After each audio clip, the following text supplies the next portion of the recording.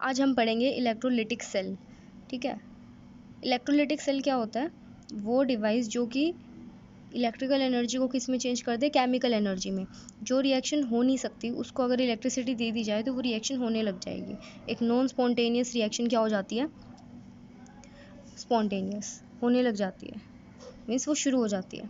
Example, आपके पास अगर नमक है, NaCl है, आप उसे सोडियम और क्लोरीन नहीं निकाल सकते, ठीक है, विदाउट इलेक्ट्रिकल एनर्जी। आप डायरेक्ट नमक से Na और Cl को अलग नहीं कर सकते, आपको उसका क्या करना पड़ेगा? डीकम्पोजिशन।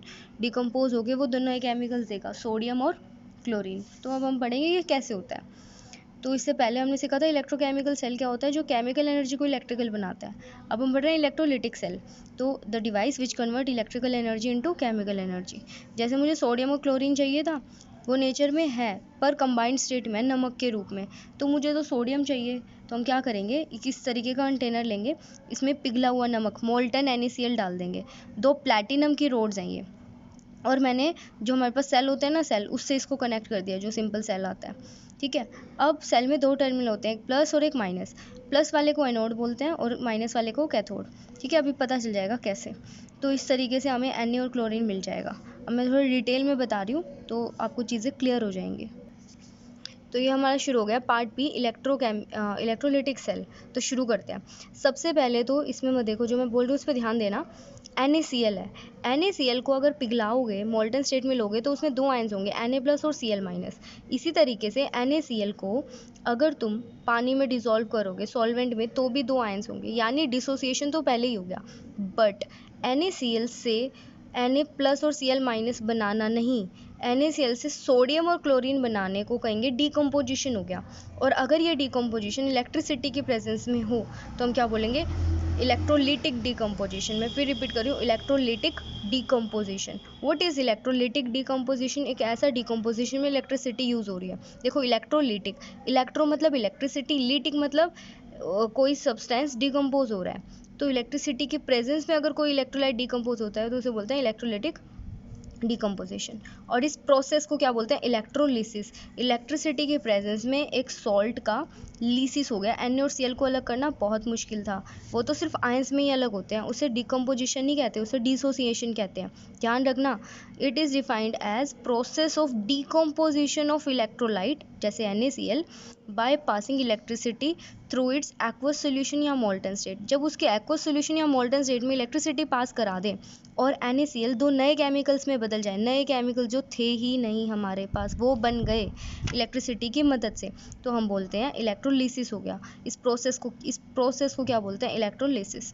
और ये किस में करवाया जाता है? एक टैंक को क्या बोलते हैं? Electrolytic tank. और इस पूरे सेटअप को बोलते हैं इलेक्ट्रोलिटिक सेल। एक बात और ध्यान रखना, यहाँ डिकम्पोजिशन आएगा, ना कि डिसोसिएशन। ठीक है, एक बार सेंटेंस को डिसोसिएशन पुट करके देखो, बट लेकिन डिसोसिएशन तो बिना बिजली के भी हो जाता है जब उसको पिघला दोगे या एक्वा सोल्यूशन बना दोगे। तो ध्यान रहे, इलेक्ट्रोलिसिस क्या होता है? The process of decomposition of electrolyte. Decomposition पे जोर देना, एक इलेक्ट्रोलाइट का कुछ और बन जाना। तो देखो ये कैसे हुआ, वो पढ़ना पड़ेगा। NaCl है, जब वो लिक्विड बना दिया था तो 2 आयंस में बदल गया था, Na+ और Cl-। अब इस सेटअप में ये प्लैटिनम रोड्स हैं, मैंने क्या लगा दी यहाँ पर? बैटरी, एक प्लस और एक माइनस। माइनस वाले से इलेक्ट्रॉन आएंगे, प्लस में जाने होंगे। अब प्लस वाले को एनोड बोलते हैं और माइनस वाले को क्या बोलते हैं? कैथोड बोलते हैं। अब देखो, Na माइनस की तरफ जाएगा, माइनस वाली रोड की तरफ जाएगा, ये पूरी माइनस है, तो ये प्लस माइनस के कैटायन माइनस पे जाएंगे, तो इसलिए इसको क्या बोलते हैं? कैथोड।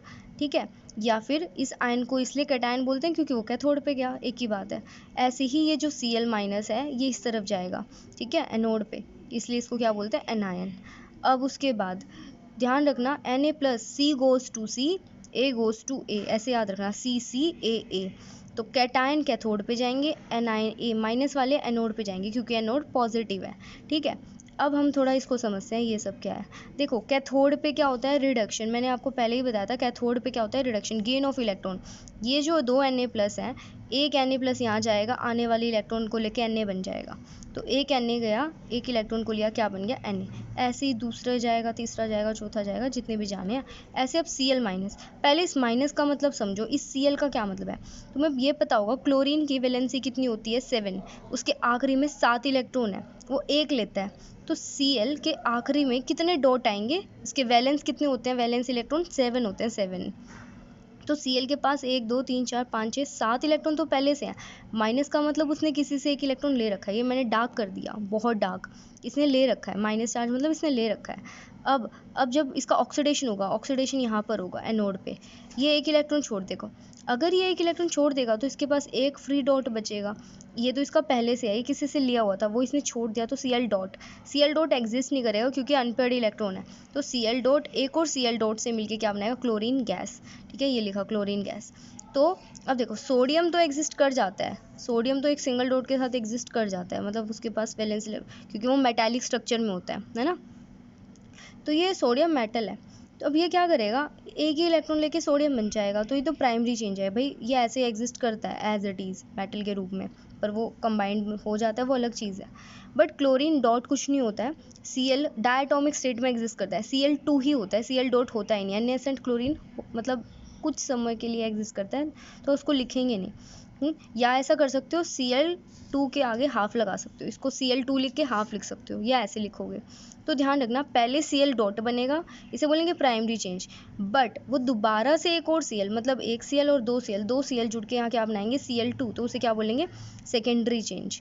तो इम्पोर्टेंट पॉइंट क्या है, इस अप्रोटेस को क्या बोलते हैं, इलेक्ट्रोलिटिक सेल। इस इलेक्ट्रोलिटिक टैंक को, इस पूरे सेटअप को इलेक्ट्रोलिटिक सेल बोलते हैं।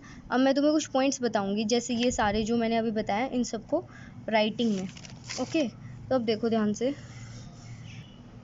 अब इसमें क्या लिखा है, वो रोड जो कि प्लस टर्मिनल से जुड़ती है उसे क्या बोलते हैं, एनोड, और वो रोड जो नेगेटिव से जुड़ती है, कैथोड। वैसे भी देख सकते हो, जो प्लस से जुड़ा हुआ है वहाँ पे माइनस आएंगे, एनायन, तो उसे एनोड कहेंगे। ठीक है, अब कुछ मैकेनिज्म है, कुछ पॉइंट्स हैं, ये काफ़ी सारे पॉइंट्स हैं, पर वो सब है इसके अंदर जो मैंने अभी एक्सप्लेन किया। क्या ये जो सब हो रहा है किस पर बेस्ड है, आयोनाइजेशन थ्योरी, जो क्या कहती है कि जब एक इलेक्ट्रोलाइट को पानी में डालते हैं तो या मोल्टन स्टेट में ले लेते हैं तो वो आयंस में टूटता है। अब जो तो आयन जैसे ही इसमें बिजली पास करेंगे, वो आयंस माइग्रेट करेंगे, मूव करते हैं अपोजिट इलेक्ट्रोड की तरफ, और वहाँ जाकर या तो इलेक्ट्रॉन छोड़ते हैं या ले लेते हैं, या तो ऑक्सीडेशन होगा या रिडक्शन, या तो इलेक्ट्रॉन छोड़ेंगे या रिडक्शन मतलब गेन करेंगे, और क्या बन जाएंगे, न्यूट्रल। तुम देखो पीछे हमने क्या पढ़ा, सोडियम Na+ से Na बन गया, Cl- से Cl बन गया, दोनों न्यूट्रल हो गए, neutral means no charge. Positive ions जिस तरफ जाते हैं उसे कैथोड कहते हैं, कैथोड पर जाते हैं और उसे कैटायंस कहते हैं। नेगेटिव वाले एनोड पर जाते हैं उसे क्या कहते हैं, एनायंस। और ध्यान रखना, आयंस क्या बन जाते हैं, न्यूट्रल स्पीशीज बन जाते हैं। तो primary change, the product formed as a result of primary change, अगर प्राइमरी चेंज में दोबारा कुछ चेंजेस आए तो उसे क्या बोलते हैं, सेकेंडरी चेंज। अब अगर देखो अभी पीछे पड़ा NaCl था, NaCl प्योर NaCl था लिक्विड स्टेट में, तो वहाँ पे कोई प्रॉब्लम नहीं थी।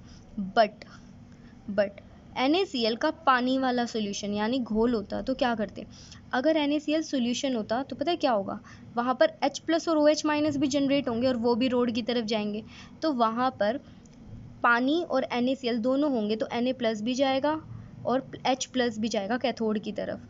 तो अब दोनों में से कौन वहाँ जाके इलेक्ट्रॉन लेगा, तो किस पे डिपेंड करता है, उनके लेने की कैपेबिलिटी पे, एबिलिटी पे। इसे बोलते हैं डिस्चार्ज पोटेंशियल, मीन्स कौन उस सोल्यूशन में से डिस्चार्ज होकर रोड की तरफ जाना चाहता है। ठीक है, तो विच ऑफ दीज टू